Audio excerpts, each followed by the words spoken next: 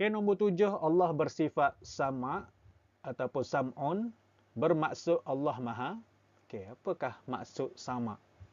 Sam'un.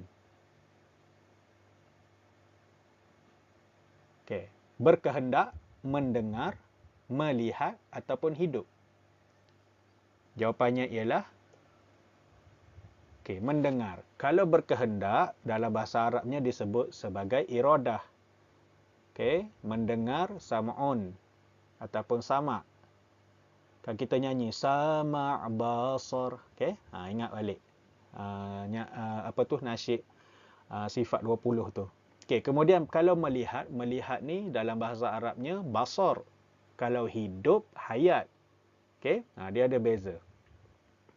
Kena hafal sifat-sifat wajib yang kita belajar daripada tahun 3 hingga tahun 5 tu. Okey?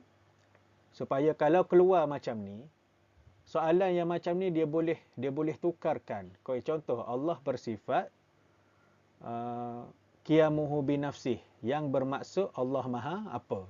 Ataupun Allah bersifat iradah, yang bermaksud Allah Maha apa? So dia boleh tukar-tukar soalan macam ni. Ikut suka dia je. So malam ni kita belajar tentang sifat sama yang bermaksud Allah